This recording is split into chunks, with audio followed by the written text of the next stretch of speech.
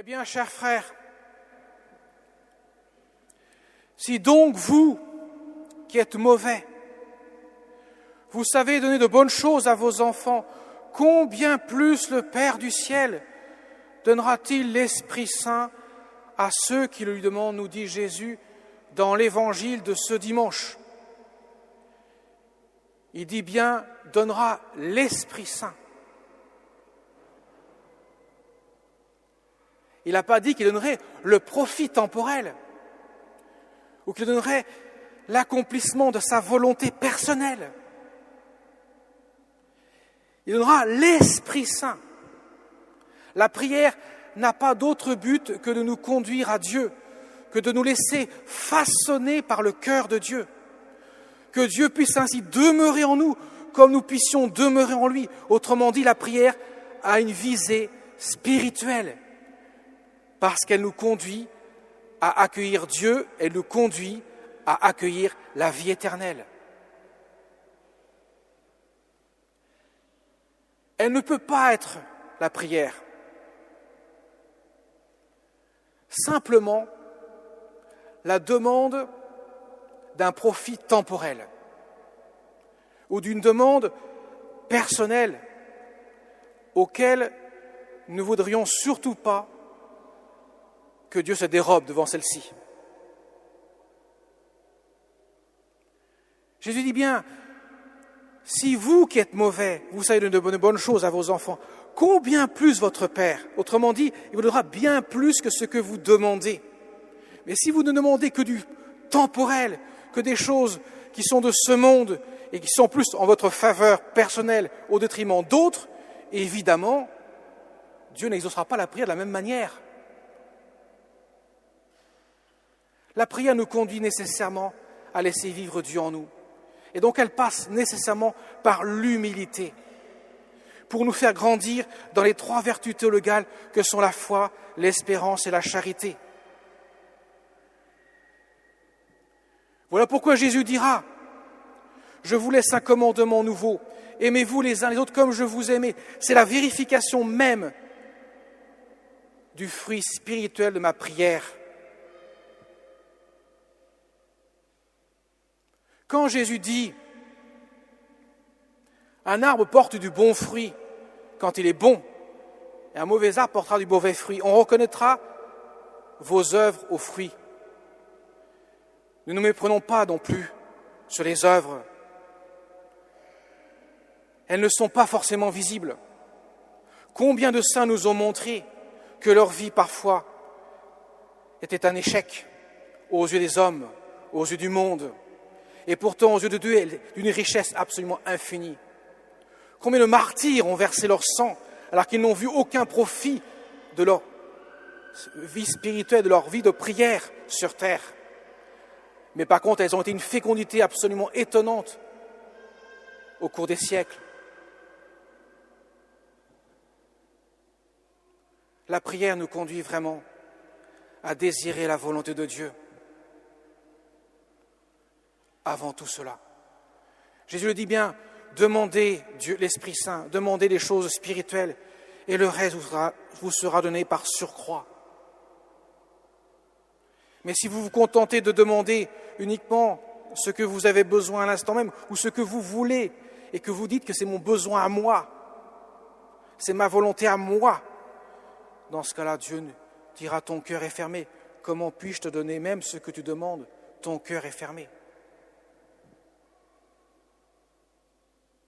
Quand Jésus dit, ou plutôt Dieu, il n'était pas encore incarné, à Abraham, il n'y aurait que 10 justes dans la ville, je ne la détruirai pas. Abraham aurait pu dire, je te pose encore une seule question. S'il y avait un seul juste, détruirais-tu la ville? Non, je ne la détruirai pas. Car la vie d'un juste, autrement dit la vie d'un priant,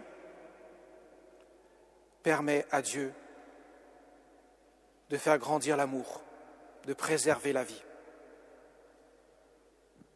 La vie du spirituel, pas forcément la vie terrestre, la vie spirituelle, la vie du cœur. De nombreux saints ont compris cela, de nombreux martyrs. Je prends un exemple d'un martyr qui, pourrait-on dire, sa vie fut vraiment un échec aux yeux des hommes. Mais quelques années plus tard, ce fut absolument étonnant les fruits qu'il porta. Saint Pierre Chanel, un saint qui est né dans le pays du curé d'Ars, dans l'Ain, qui est entré dans une congrégation chez les maristes et qui a été envoyé dans les îles Wallis et Futuna, à l'autre bout du monde. Il va évangéliser pendant 3 ans, annonçant la parole de Dieu, en ne produisant quasiment aucun fruit. La seule conversion fut celle, et encore mal converti, le fils du roi, qui fut tellement furieux, le roi, qu'il fit massacrer Saint Pierre Chanel, mais qui avait dit quelques jours avant, « Maintenant je peux mourir ». L'évangile est enraciné, mais il n'a rien vu comme fruit. Sa vie peut paraître aux yeux des hommes un échec. Pourquoi aller là-bas, tenter d'évangéliser et il n'y a rien qui se produit? On n'a rien vu. Mais quelques années plus tard,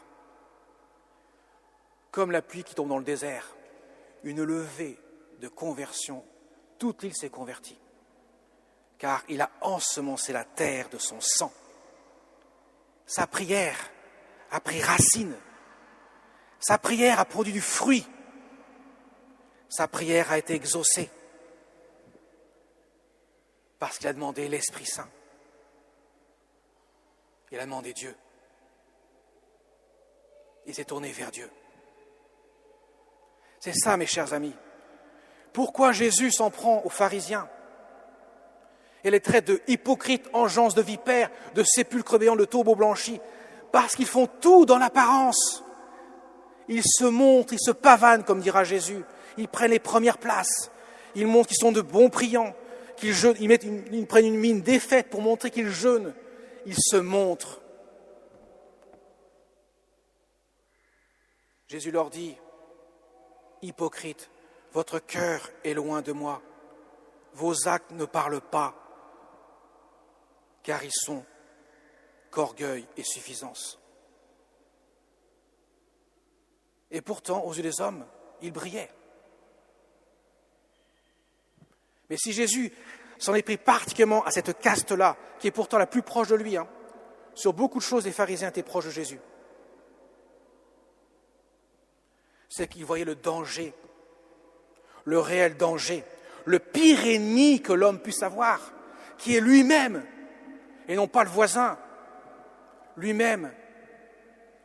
Voilà pourquoi Jésus a été très dur envers ces gens-là, pour les inviter à changer de cœur, à se convertir. Eux qui méprisaient le peuple, soi-disant qu'ils ne connaissaient rien. Qui est venu à Jésus, qui s'est converti? Les prostituées, les publicains, les collecteurs d'impôts.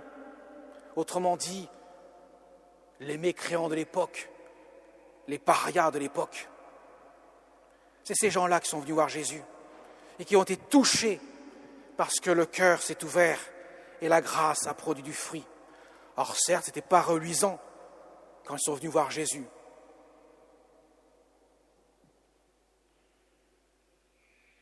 Mais personne n'est reluisant. Personne. S'il n'y a pas Dieu dans notre vie, nous sommes les plus à plaindre des hommes.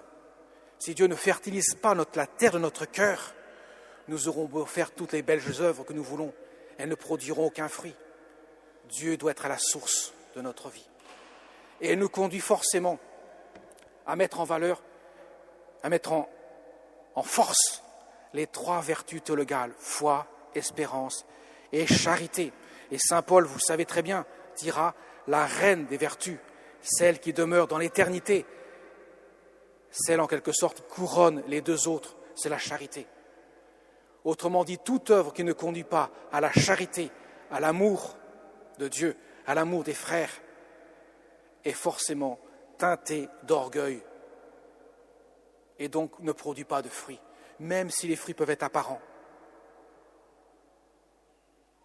Voilà pourquoi Jésus dit cela. Voilà pourquoi Dieu répond à Abraham cela. Le juste, c'est celui qui ouvre son cœur à Dieu, car c'est celui qui est justifié par Dieu. et demandons l'aide à notre Mère du Ciel, la Vierge Marie, celle qui n'a produit rien d'extraordinaire dans sa vie. Comparativement à de nombreux saints, ses œuvres terrestres ne paraissent pas brillantes, reluisant d'un éclat particulier.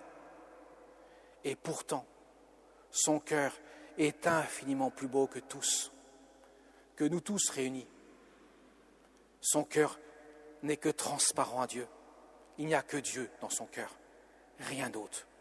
Que tout se fasse pour moi selon ta volonté. Amen.